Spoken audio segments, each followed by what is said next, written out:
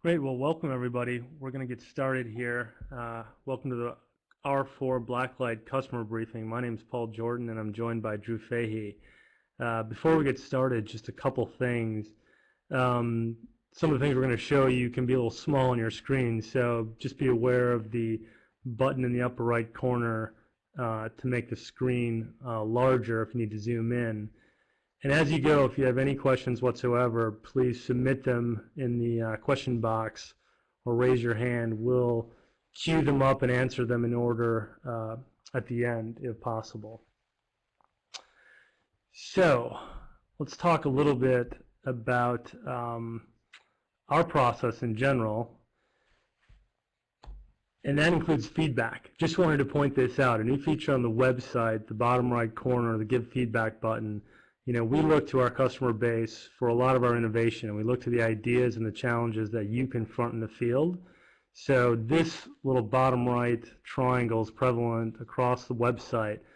Please use it pervasively and encourage any other customer to as well, so that we can constantly receive feedback and incorporate it into our development process as we go forward. So we're very excited about this latest release of BlackLight R4. But before we talk in depth about the newest features, I just wanted to revisit the R3 release. We put a couple things in there that we're really excited about, and the reason we did that was that release was really focused on giving you more flexibility with the types of image formats and the content that you come in contact with in the field. And so R3 really focused on an EO1 integration, including a number of other formats for you to work with. We also built a really unique tool, EW Mounter, that lets you immediately mount an image, triage it, look for suspect data if you have known folders within the directory structure, but also use it to look at documents in a native environment for less common applications. So you're basically taking advantage of the suspect's application as they saw it, to run it, to look at it, and to look for interesting items for your report and your investigation. So that was R3. When we looked at R4, we realized that BlackLight, we hope, does a really good job of now importing various formats of data. We've improved on the searching and analysis process that we'll talk about in a second here. But the big focus of R4 is really the tagging and reporting process that Drew's going to cover in detail. We really wanted to focus on giving you more flexibility with how you find data and how you tag it, and then more importantly, how you report on it. We recognize that virtually every agency and every company has a nuanced or slightly different approach to reporting, and we try to give you a flexible yet comprehensive approach to integrating your findings from BlackLight into whatever format you guys are using for that agency. And so those two parts are a big part of the R4 release. Searching as well, we improved. We worked on creating the ability to search across multiple devices. So more often than not, you're going to have perhaps an iPhone paired with a Mac, or a couple iPhones, or an iPad or an iPhone in investigation. Now you can run one comprehensive search against all those devices. We added another little feature that we think you'll find interesting, which is a media processing feature. Recognize that oftentimes you're dealing with multiple constituents who have to review the evidence, and when you're dealing with contraband, that's not often ideal. And so we've created a masking feature, especially when it comes to child pornography, to be able to mask the image yet include it in your report, so that you can distribute the report more widely without concern about who's viewing that contraband. Another feature we worked on was for legal review. Although the focus of BlackLight is really for law enforcement, recognize that a lot of corporate customers are using it for broader investigative purposes and e-discovery purposes, and so we've built in some unique tools here to now directly export files for a review process as you look through a custodian's data. And then last but not least, we included additional support for some of Apple's innovation. As you know, iOS 5 has just come out. The iPhone 4S had a blockbuster first weekend and continues to sell rapidly. And Lion has been out for a while, has been widely adopted. So this latest release of BlackLight includes full and comprehensive support for Lion, iOS 5, and the new 4S. So again, we're really excited about this. We really hope that you find this new functionality important in the work that you do, and we really do welcome your feedback, not only during this presentation, but ongoing. So at this point, I'm going to turn it over to Drew, who's going to walk you through some of these features in more detail. Drew? Thanks, Paul. So just prior to showing you the demo, for those, if the audio is cutting in and out for you, then we are saving this, and it'll be available off the website when we're done. And that audio will be perfect because it's a recording straight from us. So if for whatever reason you can't hear and it's kind of hard to see, just go ahead and grab the video when we're done, and you'll have it all. So that said, I'm going to come in and I'm going to give you a brief glimpse into 2011 R4. So I'm going to stop sharing this particular slide for a second, and I'm going to bring up my desktop so that you can actually see BlackLight. Now, when I do this, if you've set your Adobe to be full screen, you won't be able to have the QA section open. So make sure if you are on full screen to uncheck that so you actually can see the QA section. So if you have questions, as I'm showing you the BlackLight, you can actually type those in, and then we can get to them, and I'll be able to answer them later. So I am currently sharing my desktop. It'll take a second to load. Hopefully you will see that here soon. In the meantime, if you guys do have questions on anything with BlackLight from 2011, R1, 2, or 3, feel free to ask. If you think that there's something that, we're only highlighting some of the aspects of it today. If for some reason you have a question about, if we've fixed a particular bug, it made an improvement, feel free to ask those. I'm going to stop this real quick. We seem to be having some technical difficulty.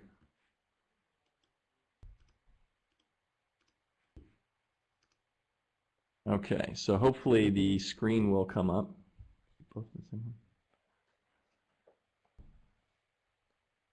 I'm just giving everyone a bit of time to make sure that the screen appears on everyone's systems.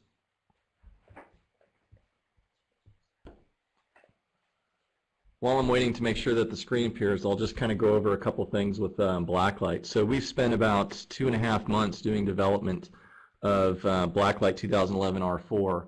And like Paul said, the big focus was on a whole new tagging system, the whole new reporting system, which the two go hand in hand. And there's been a lot of other little fixes here and there. So the first thing you'll notice within the user interface is we've created kind of a unified toolbar now.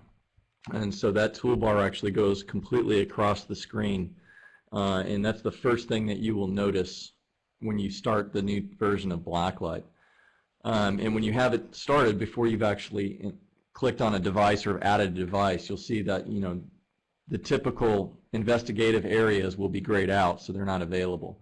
So that was the first new thing that you will notice right off the bat with 2011 R4. But everything else will look the same. You add your devices the same way. We made it a little bit easier, so you have a big green add button. This is no difference there. In R4, you just click on that. You can add your iOS images. So again, iOS images, we support all the different formats from iExam to MPE Plus to Elcomsoft to Jonathan Zerdersky's method. You just click your disk image, add those physical DMGs, add the iOS images, and then also you can add your iOS backups. And of course, the best way, especially now with the 4S, the iPad 2, if you need a logical acquisition, would be to add a USB attached Apple iOS device. So what I've had loaded up for you today to kind of give you the demonstration is we have a typical Apple MacBook Pro image, which is the racer image, which I have highlighted here. Click on the details. And you will see that this is just a MacBook Pro image we've made. We also have Josh Bennett's iPhone, which this is an iPhone 4. It's running 4.2.1 for the iOS version. We also have Tom Bay's iPad. Now this is an iPad 2 running iOS version 5.0. And I also have just a test DMG that I've loaded up for purposes of a demonstration.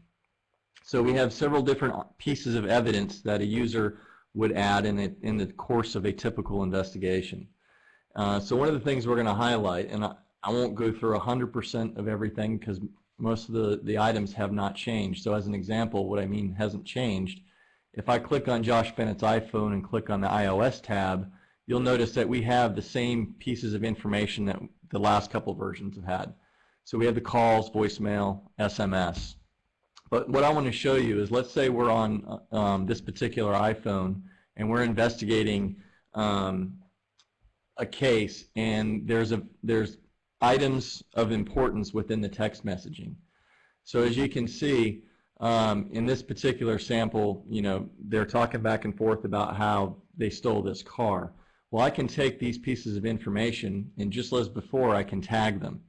Now the big difference is when I tag it, on the old versions of BlackLight, that we didn't have what we consider content-aware information.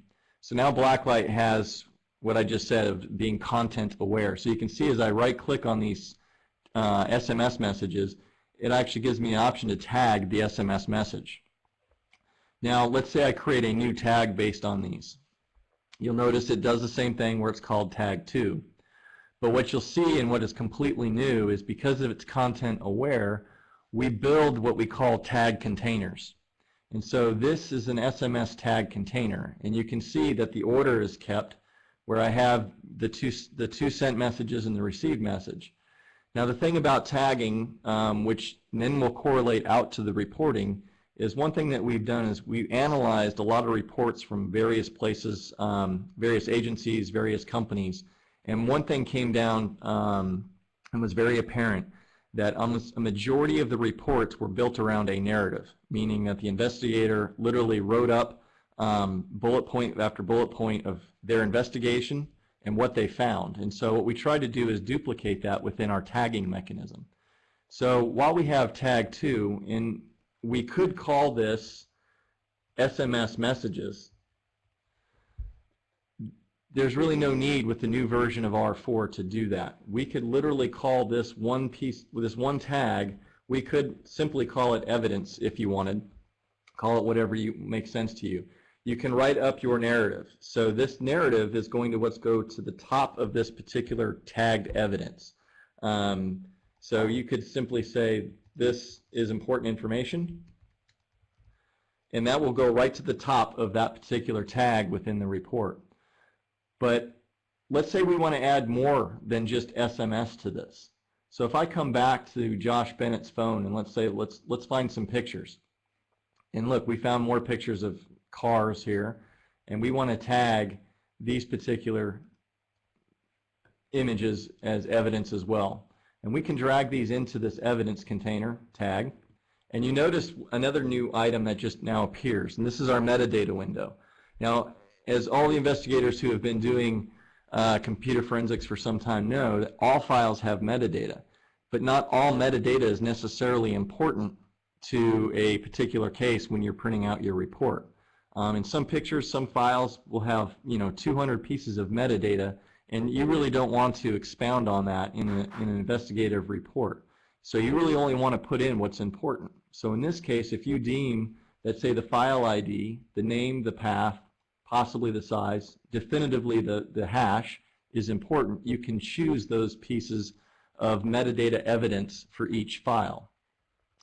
Now, some files will have more metadata than others, and we will basically put all of those together. And in some cases, you'll see the GPS data here if the file has it, and you can choose that as well. And so you choose the metadata that you want. You can choose it all if that's your course of nature, or you can specifically pick and choose. In this case, I'll just choose these. I click OK, and now those files will be added to our evidence tag. So now when I go to the tagging and I show it to you, you'll see I have our SMS content, which is our SMS container. I have our picture container, which now includes those 4 pictures that I've just tagged. And as you can see, as I'm scrolling up this area here, it shows that I'm in my picture container. And you'll notice that all of the pictures, not only do we show the picture, but we will show you the specific metadata that you have chosen to tag for that picture. Now the thing about this is, if you go back to what I said just previously about everything being as a narrative, you can write a narrative for each individual tagged item. And to do that, every item that's been tagged has got a document with a plus icon. If you click on that, it'll open up a narrative window. Now you can paste information in here from a text editor, from Word, from whatever you want, so you can keep your formatting, like your bold, your italic text, things like that. Or you can simply write in here, say, this is the first stolen car. Obviously a very simple explanation of a narrative. And you'll notice that that icon changes. And so when you print out the report, you'll notice that that tag, that particular tagged item within that container will have a narrative associated to it. If for some reason this particular file had more metadata that you wanted to include in your report than say the others, you could click on the metadata icon and the metadata window will appear, and then you can add, I want date created, modified, accessed. Click OK, and you'll notice that those pieces of information are now added for that particular tagged item. So that's pretty much it for the new tagging. Now one of the things that you can do is, while you can't move this particular picture into a different container, if this happened to be the most important piece of your picture evidence, you could move it up to the top of your picture tag within this evidence tag window. You can't, however, take this piece of evidence and move it into the SMS tags. It won't let you do that. However, if you wanted to create, and what we've did is made this extensible for you, if you wanted to create, say, a new tag and move information around into an order that you deem necessary for your report, you can take individual pieces. So let's say I want to highlight this particular car picture, and maybe I wanted to do this one as well. I can highlight them both, and I can drag, and you'll see that the icon highlights to a tag with a number in it, and I can drag it down to badge 3. And so now you notice those two pieces of evidence are now in a new tag. So with this, and this could be in any case, let's say you have images that you wanted to mask out. You just don't, they're not necessarily important for the report. They may not be deemed necessary to provide to defense counsel, whatever the case may be. So in these pictures, one of the new things that we've offered is a way, if you look on the upper right hand corner of the tag window, the ability to censor any of the pictures that happen to be in the tag. So if I click on censor pictures, and right now I only have 2 pictures that are in here. If I added 20 more pictures, any pictures within tag 3 will automatically be censored. If I click on the evidence tag, you know, you can see that this is not censored, so any pictures that are in this particular tag will not be censored. So once you've tagged your evidence however you want, you can create a whole bunch of tags, you can create one tag, it's all up to you, and you've set how you want. Then you would go to the report view. So before we do that, I'm going to go ahead and tag some more individual pieces of information. So to do that, I have several different ways now. So one of the new features we have is on our search capability, which Paul talked about. We finally implemented the ability to do multi-device search at the same time. So basically simultaneous search. So now when you click on the search button, you'll notice you have all of your partitions that you've added. So any of your devices or your unallocated space, or any individual files like this My Files DMG, and you choose what you want to search, what you want to ignore, and what your keywords are. So very simply, just for sake of time, I'm only going to choose this disk image search. I'm going to ignore specific extensions, and we'll just search on the keyword Greg. So this should hopefully go fairly quickly. Now you notice it probably happened way faster than you could see. But one of the things I did is I searched for the keyword Greg. Now Greg was a scenario that we're making up for some training, but it happens to be a name that's embedded within a Keynote document. Now Keynote documents are actual, you know, similar to PowerPoint files, but they're bundles, and those bundles are actually compressed, they're zipped. And with the new feature of search, not only do we allow you to search multiple devices at the same time, it will now search into compressed files, so like Keynote files, DMGs, zip files, anything that's not necessarily encrypted with a password. So you can see that it actually found the keyword Greg within our untitled Keynote presentation. Just clicking on it, seeing the hex view, you can see that there's the keyword Greg. And looking up here, you can actually, it says make sure to get this display information for Greg. So that very quick sample demonstration of how it searches inside those keynotes. If we were to go to the disk image and go to the browser view and show you where that keynote is, I'm obviously cheating because I know where it is, you can see that here is our keynote file. Now, there's several ways we can add this piece of information. This could be, say, critical for our investigation. So I'm going to add this keynote to our tag 3. And I'm going to say I do want the file ID. I want the path, the name, the size. I definitely want the hash. And I'll go ahead and get the main 3 dates that are important for it. The rest of this metadata I'm not too concerned with right now. So I'm going to click OK. You'll notice that it's now been tagged within our view. I go to tag 3. And you can actually see here's our keynote item. So let's say that that's everything I know. I'm going to go ahead and add some narrative. So we'll just say Greg keynote keyword found. So now when I go to our case report view, because I want to print all of this information out into our report, and this is the second big change to 2011 R4, you notice we have a preview window of what the report's going to look like. That's because if you go back to what I said earlier about all the content being, all the information being content aware, it's able to generate a preview of its own information. So one thing we've done is we've changed, obviously you can put your title of the report up here, whatever you want to call it. You can still change the black bag logo to your own company or your own agency logo. And here you have the ability to choose what goes into the report. And as before in the old previous versions, you could choose if you wanted the information in tag 3 to go first in your report. So I'm going to turn everything on here. You'll see as I come down, not only do we have our device information in our report preview, but right here you'll notice we have our pictures tag. Well, let's say you want the information in tag 3 to be at the top of your report. You simply drag this to the top, and now it will regenerate the preview, and you'll notice that tag 3 is at the report. Now I did that because if you remember on tag 3 I censored the pictures. So in the report, any picture that happened to be in tag 3 will now be censored. And so what we do is we blur the image and we then put the word censored over it. And so this is what it will look like in the report as well. And so any of the metadata information you put in for this particular picture or file will be displayed in the metadata area above the picture. So you can see all those images are now censored. There's the keynote that we did. There's one extra option I haven't talked about, and it's both done within the tag view. So I'll flip back here up where it said censored pictures. We also have the option to export the individual files. So if you've tagged a picture, you tagged a keynote file, you tagged any file, and you want to be able to export that specific file, and many times we don't necessarily need to export them for files or for reports that we're providing to somebody, but sometimes they want that. So you have the ability to turn that on or off in the tag view. You also have the ability to turn that off in the report view. So by default, they're always going to be on. So I can say I don't want to export the files from the pictures or this particular evidence, but I do say from tag 3. And I'm going to do this for a reason, as I'll show you in a second.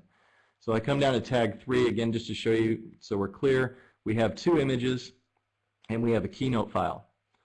So once I've set up the report how I want tag 3 at the top. I want to go ahead and include all the information about the devices and partitions. I'm going to generate my report, and it asks me where do I want to put it, and I'll just put it on my desktop. And what it will do is you'll see it says writing Word document. Now, we actually support Word. We support iWork Pages and OpenOffice. And the reason why we support all that is what we've done is the report is no longer in an HTML format. It's now in a docx format, and that makes it a little bit more universal from a standpoint of being able to take a report from a Mac to Windows into various different word processing mechanisms. Now we did this specifically because in polling many of our customers and people out there, when they're writing their reports, almost everybody is writing a report in a word processor like Microsoft Word, to a lesser degree WordPerfect, but OpenOffice, Pages, whatever they're using, and that's what their reports are actually going in as. So we felt it fairly important to say, let's go ahead and write our report in the same format that you're already opening, so we don't have to worry about templates, because that way you can take this and literally copy it into your template and move the data around, because it's just text within Word. So what happened is, after I exported, I have Microsoft Word installed on my system, so it automatically started Word, and you can see my report.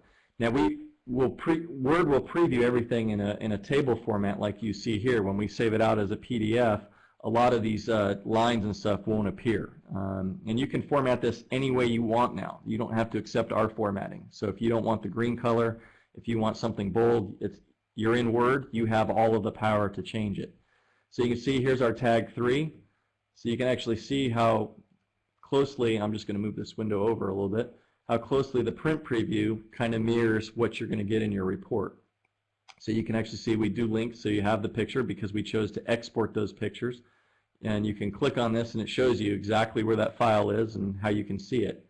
Now the Keynote also got exported. So this is what I wanted to show you. So in Keynote, obviously if you're on like a Windows machine, you're not going to be able to view the Keynote very well, but when you go into your evidence file, since we chose to export it, and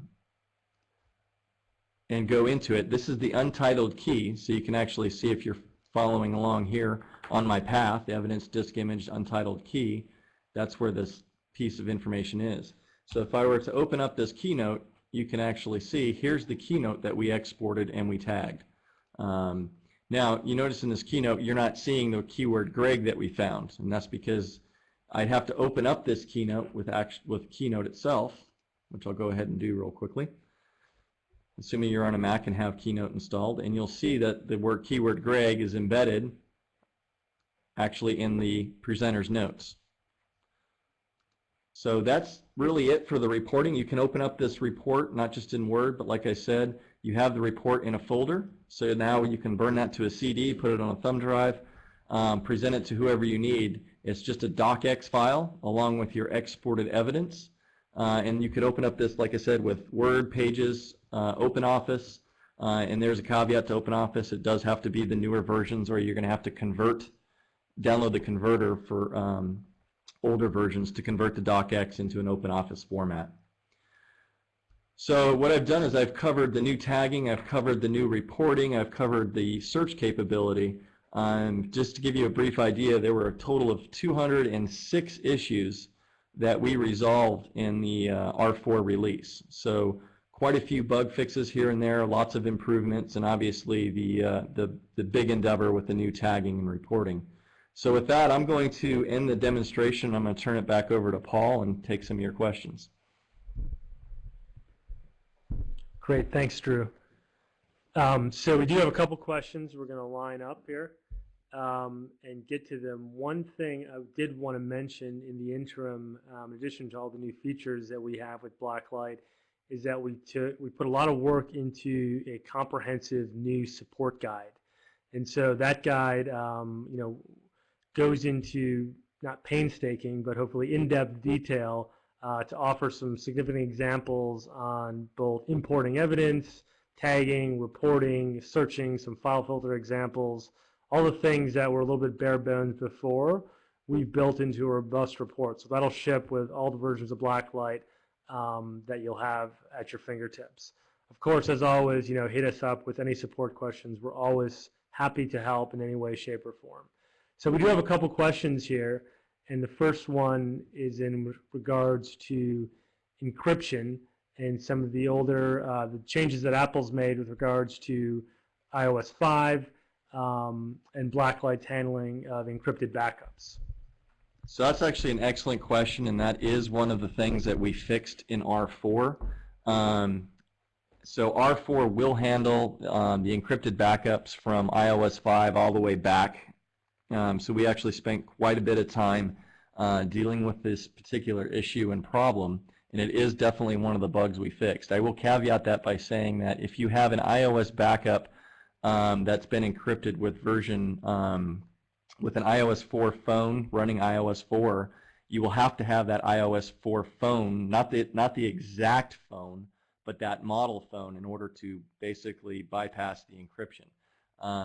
So to make it very simple and give you an example, if you have a suspect's iPhone 4 and if you have a suspect's image of a MacBook Pro that has an encrypted backup on it, and you know that that was made with an iPhone version 4, as long as you have a version 4 phone, because it's the same GID for breaking the password, and you know the password, you'll be able to basically break that encryption.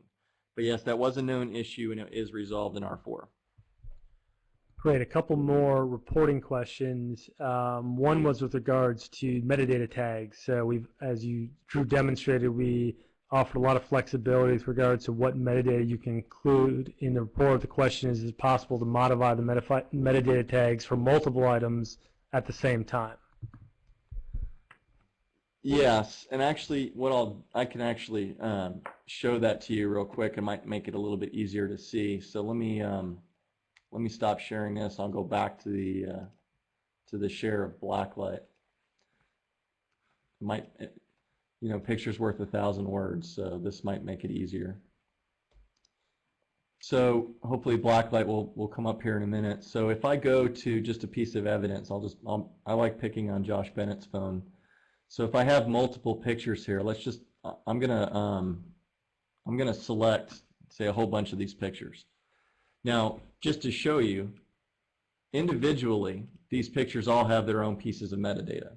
So you can see, the typical metadata, the file timestamps, the path, the MD5 hash, that information. So all of these will have different, depending on how they were taken. So as an example, you can see here, this has actually got TIFF metadata information and EXIF metadata information. So if I were to click on this image, you can see that this has some TIFF, some EXIF. There's obviously summary information.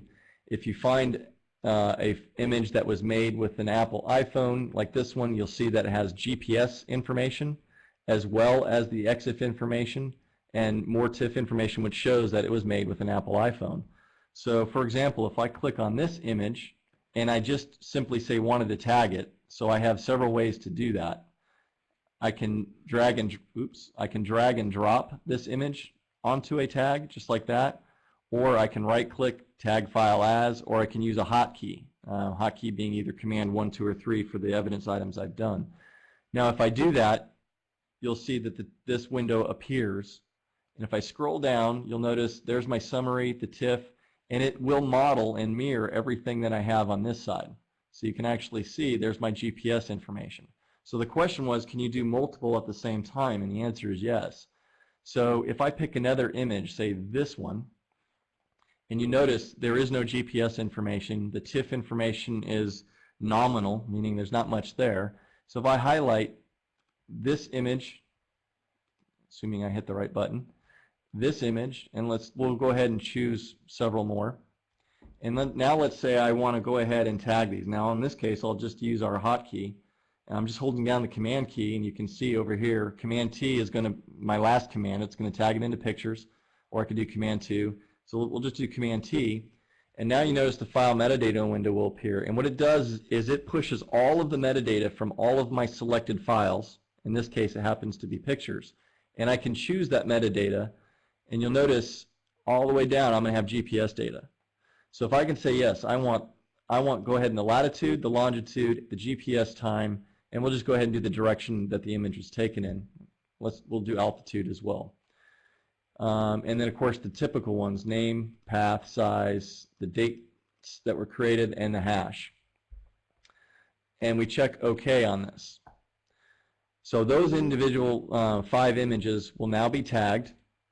And once they're tagged, they'll be added to our pictures. You can see there the count just went from 5 to 10. And I'll go ahead and click on this. I'll scroll down past it. So starting here is our new image. Now you'll notice this image had GPS data. So it includes the GPS information that we wanted. But there is no GPS data here. And that's because this image didn't actually have location data about it. So any of the images that has location data, i.e. this one, We didn't know it had GPS data, but since we chose it in the metadata window, it automatically got included, just like this one and this one. So hopefully that answers your question. You can choose the metadata for any file or all files that you choose at the same time. Okay, a couple more questions with regard to the output of the report. People are curious as to whether it still supports HTML, which the older version of BlackLight did, and as well if there are compatibility options or issues with using a PDF once you've created the report. So obviously reporting is always is an interesting and can be a touchy subject, but to answer it simply, no. R4 will not output into an HTML version. It only does docx, which you can open with the programs I've previously mentioned, and you can save those as a PDF from those programs. However, if there is enough individuals that would require and want HTML, we built it with enough extensibility that we could bring back an HTML-based format. So if that is something that's of interest to people, we need to know that feedback, and the best way to do that is what Paul showed you earlier on the feedback site. Just say, hey, we want an HTML report. And if we get enough interest in that, then we will bring it back. Great. Well, that seems to conclude the program at this point. So once again, for everyone, this will be available under Blackbag TV in the next couple hours here. Thanks so much for everyone for joining. We will have another couple releases out over the next several months, but we will be sure to communicate those as they come. Again, please do send us as much contact information and information about what you want to see in BlackLight so we continue to innovate to support your needs. Thanks again. Have a good day.